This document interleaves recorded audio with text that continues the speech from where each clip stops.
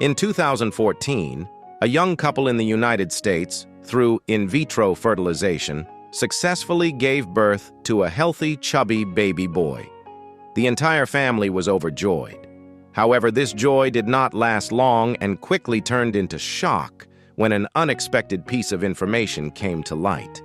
The baby's blood type did not match either of the parents' blood types. The couple immediately contacted the medical organization to conduct a paternity test. The test results shocked the couple. The biological mother of the child was indeed the wife, but the biological father was not the husband. This situation was incredibly awkward for them. The child was conceived through artificial insemination, but if that wasn't the case, then the husband would certainly have been cheated on. Upon receiving the test report, the first thought that crossed their minds was whether the in vitro fertilization process had mixed the husband's sperm with that of another man. Furious, they immediately went to the medical facility to demand an explanation for the results.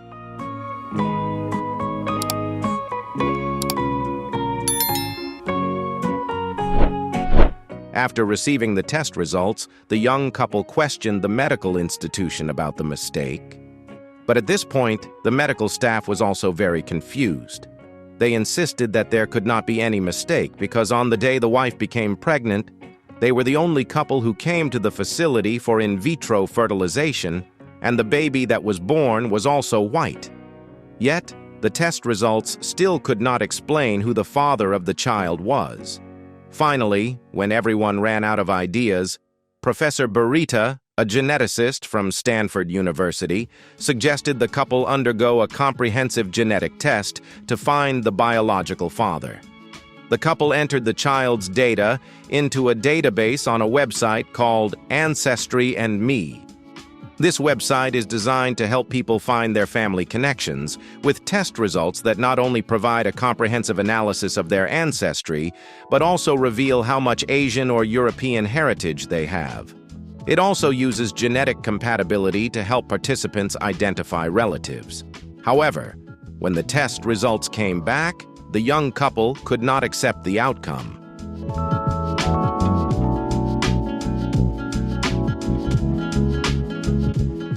When the test results came back, the young couple was shocked to discover that the child was none other than the husband's younger brother.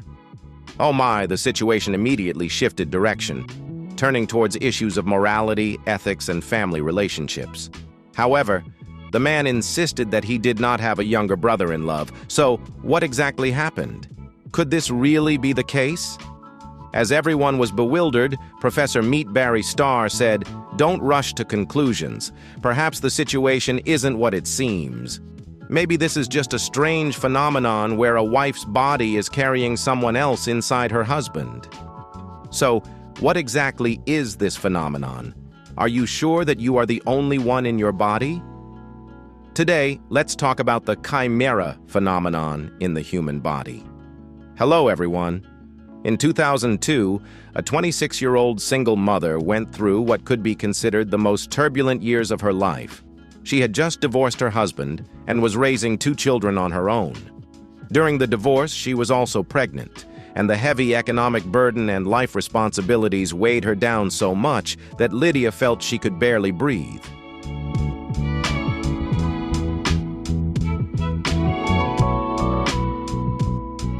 She decided to apply for social assistance from the government, but to receive it. To receive social assistance, Lydia was required to prove her biological relationship with her 2 children. Initially, she felt there was nothing difficult about it, because how could her children not be hers? However, the test results were completely unexpected. The results showed that she was not the biological mother of her 2 children. Not only did she fail to get social assistance, but Lydia was also immediately investigated by the authorities for potentially being involved in an illegal surrogacy ring. In fear, after calming down, Lydia managed to find the hospital where she gave birth to her children. She provided the police with photos from when she was pregnant and the birth certificates of her children. Lydia's parents and the obstetrician who delivered the babies testified in court that the children were indeed born from Lydia. However, All their efforts were in vain. The test results were considered the gold standard in verifying biological relationships, and those test results proved the truth, overriding all the arguments made.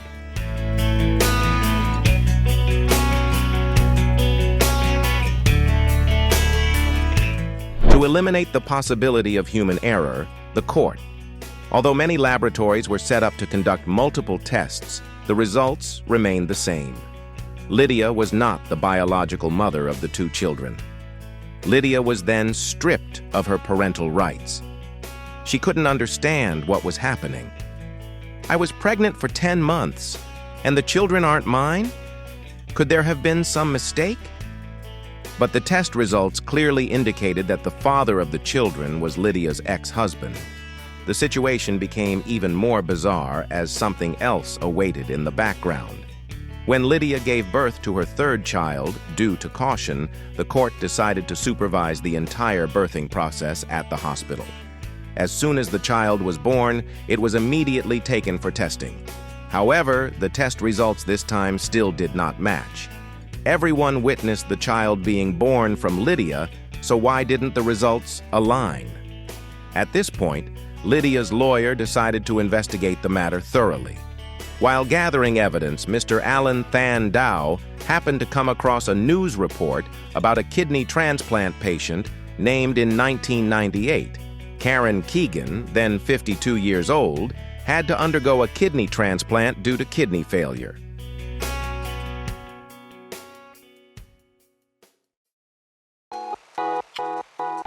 During the process of matching the genetic compatibility with her two sons, the doctors arranged for tests to be conducted. They took samples from various parts of Karen's body, including blood, hair, and even the mouth cavity. However, the doctors found an incompatibility between Karen and her two sons. The torment of illness, coupled with confusion, led Karen to fall into a state of depression. At this point, Karen suddenly remembered that she had recently undergone a thyroidectomy. She contacted her surgeon and recovered the cells from the removed thyroid gland. After testing, the results finally matched. The mystery was finally solved. Karen's body contained two different sets of DNA, and she was a chimera, a being with two different genetic makeups. The mother of her two children had been hidden within her thyroid gland. Lydia's lawyer, Mr. Chandler, found inspiration in Karen's case.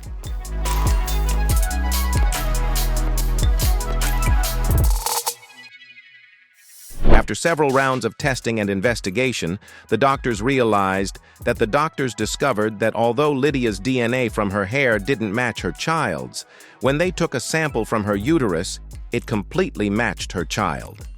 In the case of the couple undergoing in vitro fertilization, after the doctors conducted tests, they discovered that the husband's body also contained two different sets of DNA.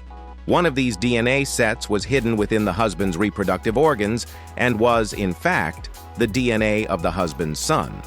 So, what exactly is chimera? It is a phenomenon where, within the same organism, two different beings exist. In other words, besides yourself, there is another person hidden inside your body.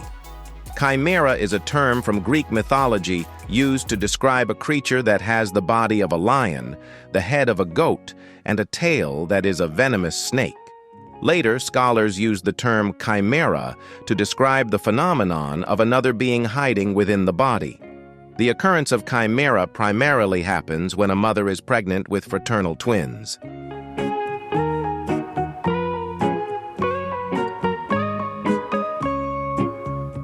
If you enjoyed this video and found it helpful, don't forget to leave a comment, hit the like button, share with your friends, and subscribe to the channel so you won't miss any upcoming videos. Thank you so much. If one of in cases where a fetus dies during pregnancy, the surviving fetus may consume some of the cells from the deceased fetus. In this case, the surviving fetus will have two different sets of genes, separated within the same body. Apart from the case of fraternal twins during pregnancy, the mother's cells may also pass through the placenta into the fetus, and conversely, the fetus's cells can remain in the mother's body. According to statistical data, About 80 to 90% of pregnant women carry cells from their child. For 50% of women, even more than 10 years after giving birth, cells from their child are still present in their blood. This condition is called microchimerism, small mixing. Experts state that the chimera condition might not be rare in humans, but many people may go through their whole lives without discovering it. For instance, the grandmother of individuals born in a chimera state could be an example, as the child could later transform into a chimera.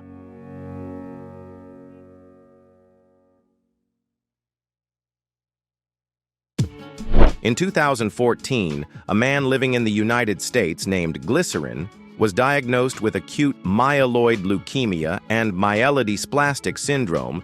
He was fortunate to find a compatible bone marrow donor in 2015 and underwent a bone marrow transplant.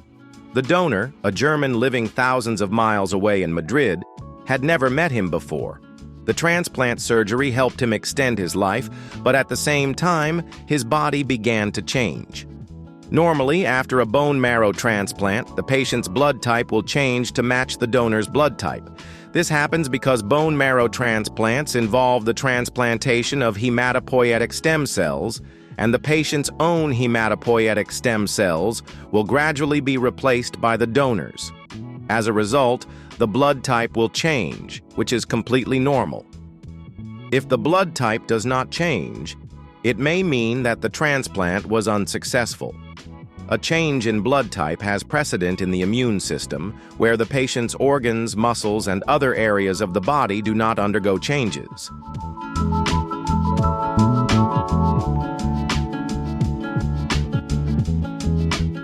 However, what was unexpected was that in Chris Long's blood and even his body's fluids, the test results showed that 100% of the cells were from the donor. After testing samples taken from various parts of Lisa's body, only her hair and chest remained entirely his. From a certain perspective, it could be said that after undergoing the bone marrow transplant, Crystal's body was gradually disappearing. His physical body was being consumed. At this point, a very interesting question arose. Before undergoing the bone marrow transplant, Crystal had undergone a vasectomy, meaning his semen no longer contained sperm. However, a vasectomy can be reversed. So, if Chris later wants to have children, would the child be his biological child or the donor's? It's a bit like the situation where I ask, if my child is born, is it my child or the neighbor's? Experts explain that theoretically the child would still be Chris's because sperm and semen are not the same. Therefore, even though Chris had undergone a vasectomy, the ability to have children could still be his once reversed.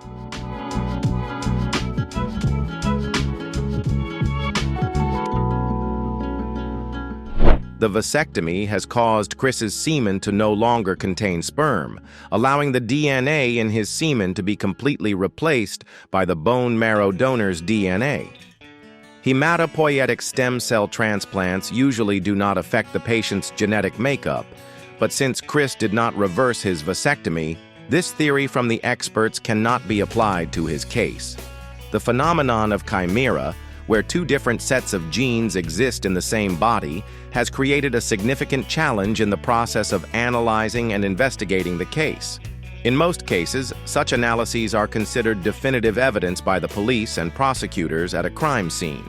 However, hypothetically speaking, if Chris committed a crime after undergoing the bone marrow transplant, it's possible that DNA found at the crime scene would lead to the person who donated the bone marrow, someone thousands of miles away. A similar example can be seen in a U.S. television drama, where a woman returns home in the middle of the night and is unfortunately harassed. But thanks to her intelligence, she manages to escape.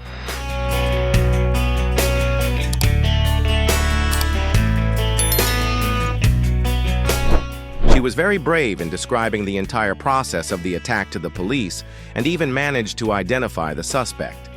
However, the most important test results revealed that the DNA in the semen collected from the crime scene did not match the DNA of the suspect. Due to the lack of evidence, the suspect remains free, outside the reach of the law.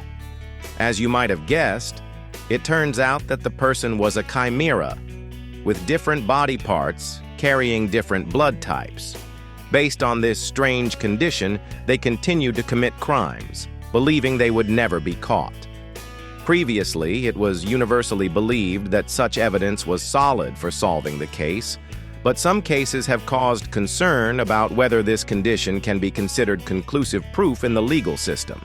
This issue has also been discussed worldwide, and to this day, scientists and medical professionals have no definitive answer.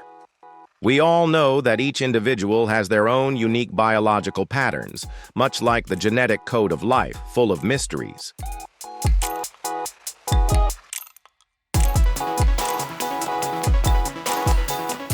Classifying species is a natural process, but in the course of exploration, some scientists have chosen to go beyond this limit, opening up a whole new field. Leaving aside natural occurrences, we are talking about what is known as the chimera in modern science. Simply put, a chimera is created by taking stem cells from one species, such as human or animal lungs, and injecting them into the blastocyst of another species, resulting in a hybrid organism. This technology was invented in the mid-20th century, but because obtaining stem cells from human embryos requires the destruction of fertilized eggs, it remains a highly controversial issue. This ties into religious perspectives, as the Catholic Church has consistently opposed research on human embryonic stem cells and any form of cloning. This opposition stems from their belief that such practices go against the natural laws of marriage, reproduction, and human embryos. In an article on embryonic stem cell research, the Ethics of Biology Research Center, Theological Institute of Catholic University of Fujian, Taiwan, and researcher-educator Shan Ning Qing have all provided debated views on this issue.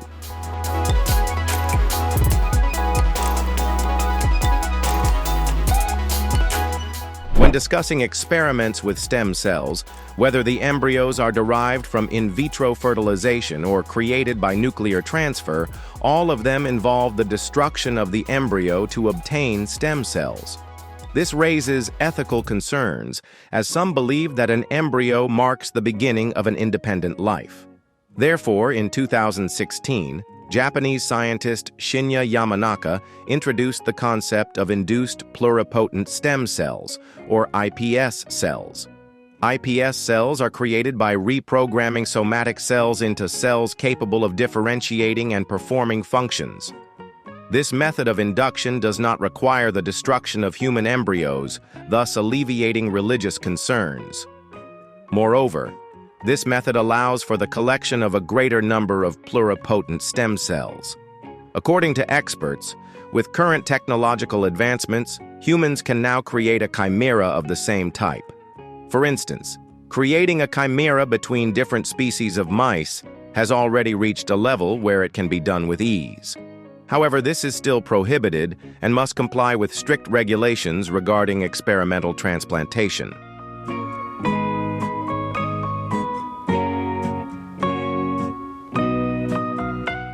In 2019, a stem cell scientist became the first to receive government support from Japan to conduct experiments on human-animal embryo chimeras.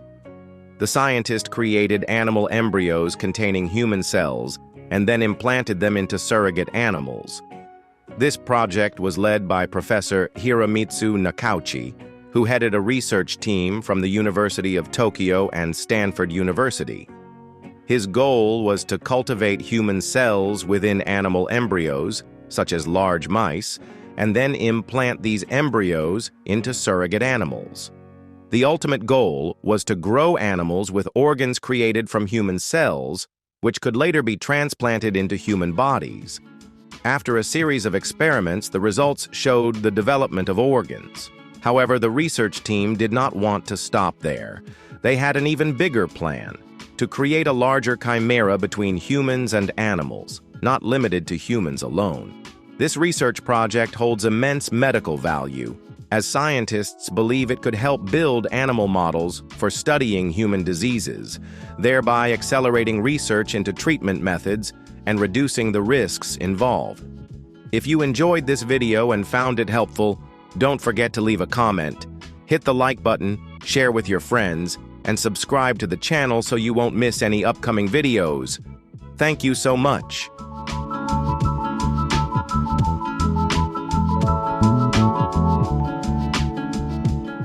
Experiments on human and animal bodies could solve the long-standing issue of the lack of transplant sources.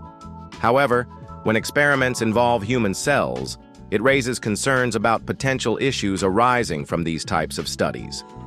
On April 15, 2015, a research report published in Nature announced that scientists had successfully cultured a monkey embryo containing human cells for the first time.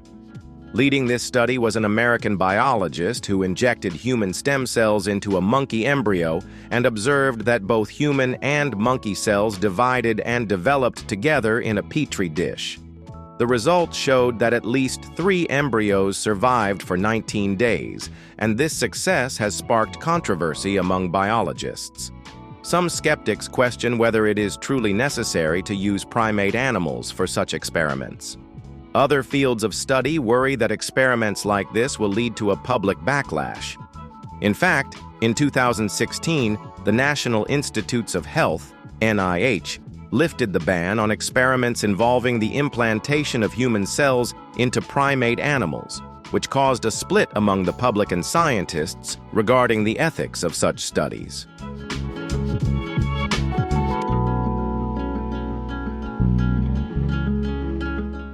The ban on research into chimera between humans and animals includes a particularly noteworthy detail. One of the experiments that the research team is focusing on is grafting human stem cells into higher animals, not rodents. The main goal is to make human stem cells influence the animal's brain. Mr. Robert Klitzman, the director of the bioethics project at Columbia University, stated that this experiment holds great significance for research related to schizophrenia, Alzheimer's, and depression, and will provide major support for millions of patients suffering from various diseases. After conducting these studies, scholars have no way of using patient brain cells for analysis. However, brain experiments clearly open up a large, mysterious gateway. It could be linked to heaven above or to hell below. A science fiction novel mentions this chimera, where it is clearly an animal, but when it uses a living gaze like a human and thinks like you, treating you as a human, thinking carefully about this will make you feel fear. The speed at which these experiments are progressing is truly alarming.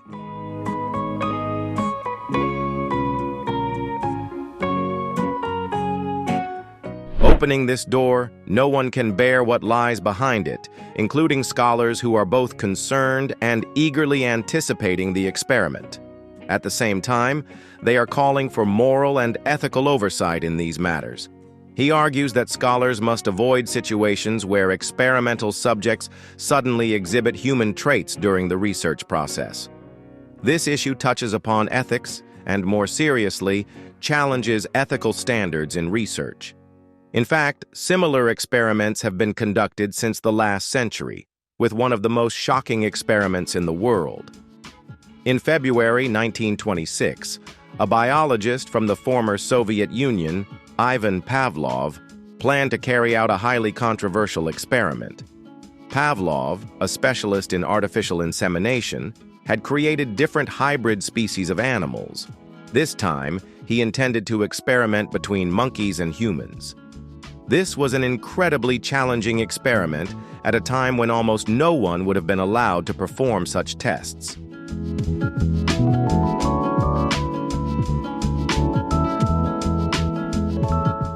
Upon leaving his country, the Soviet government opened the door for Ivan Pavlov to participate in this research journey with financial support for his experiments.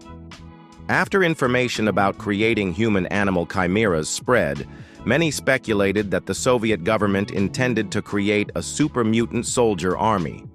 However, the real reason may not have been as simple as that.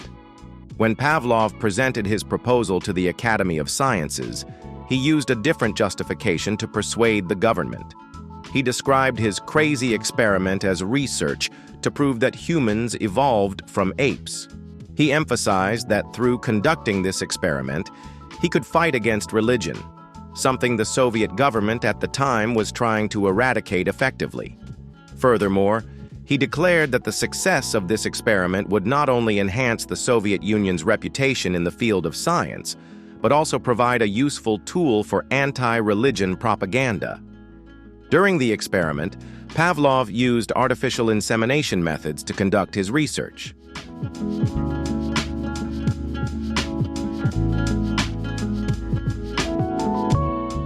The process of creating creatures that are part human, part animal, ultimately ended in failure. Later, due to political upheaval in the former Soviet Union, Pavlov had several collaborators involved in experiments on primates, but eventually lost his position. After that, his life took a truly tragic turn. Not only was he arrested and imprisoned, but he was also sentenced to a long prison term. He eventually died in unfortunate circumstances. When scholars conduct experiments for ethical reasons, they always justify their actions by claiming that the experiments will benefit humanity.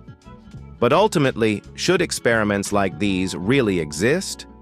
Even though the methods used by scientists in these experiments strive to meet ethical standards, the consequences are unpredictable. In many cases, there have been numerous comments from the past stating that humanity is truly small in the face of the natural disasters that occur on this planet, such as floods, tsunamis, earthquakes, volcanic eruptions, and other natural phenomena.